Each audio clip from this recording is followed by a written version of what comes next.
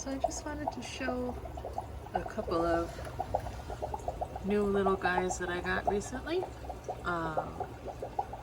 This is a new pair of Apistos. They're Apistogramma Baenschi. I got them at Redfishbluefish when I was dropping off some plecos, and I saw them and they were just looked like they needed to come home with me, you know? Anyway, I don't normally espouse picking up fish at random, but it's been a little while since I had any Apistos in my fish room. At least a year and a half, you know? And I do really like them. I don't think I've ever tried to keep them by themselves before. This is a little 10-gallon acrylic that I got at the last Greater Seattle Aquarium Society auction for way cheap, like 20 bucks. That's cheap for a 10-gallon anything, for a 10-gallon acrylic tank, any kind of acrylic. But anyway,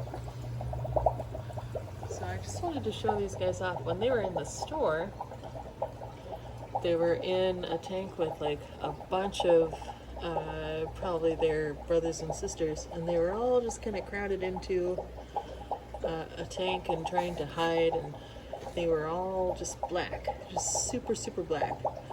And I thought, oh, these things are cool. They're little black Apistos. I've never seen black Apistos. But when I got them home, they stopped being black, which I'm going to feed them some brine shrimp. Maybe we can watch them eat.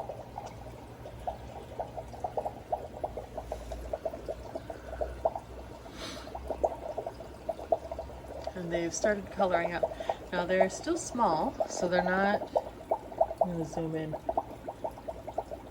This is not going to be their adult coloration. Although they're clearly sexable. This one's a male.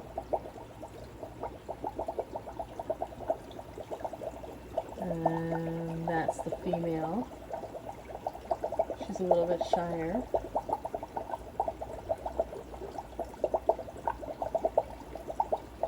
It's cool because they develop stripes really quick when they're excited. So one of the ways you can tell them apart, male from female, when they're at this age, is that you see how she just has yellow fins, just like, you know, Apistos tend to do. The females are mostly yellow with some black. And then the male has, might be a little hard to tell here, but he's got some orange striping on the end of his fins. Sorry for the shaky cam. And that spot right at the base of the body before it meets his tail. So I'm really looking forward to watching them grow. I was actually very surprised that they weren't black fish. I would have been perfectly happy with some weird black fish with orange fins, but nope, they're not. They're definitely not. They're definitely brightly colored. I mean, they were very much a impulse buy for me. I knew I had an empty tank at home, and I just brought them home. I knew I had a pistol hut. I put that in there with them.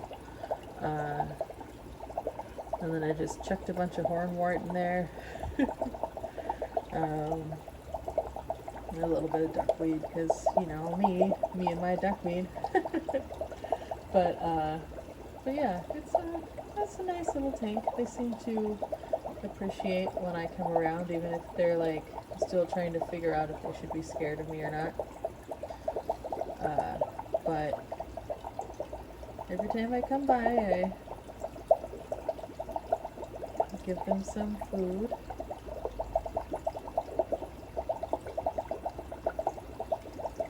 Maybe I'll actually get some breeding. This is, like I said, the first time I've ever put them in a tank by themselves. Now, this is not a very good stand. I mean, it holds it up just fine, but, you know, It was kind of impromptu, like I said. I just sort of slapped it down on these cinder blocks and yeah, put it in. But I don't know, they're just cool little guys. If you ever get a chance to run into some Apistogramma Baenschi, I think it's Baenschei.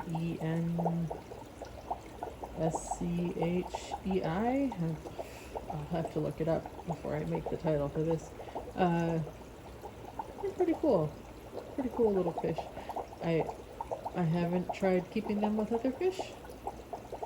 For all I know, they're little murder fish, just like all the other Apistos that I've kept. Which, you know, it's fine. That's what they do. And I would just be aware of that. You know, again, most of my fish are plecos and shrimp or micro predators or whatever, so they just they're gonna have their own little tank. We'll see if we can breed them. It'll be fun. That's tiny little update. I just wanted to capture them on video real quick when they're eating the brain shrimp. And that's it. Have a great May the 4th. Bye.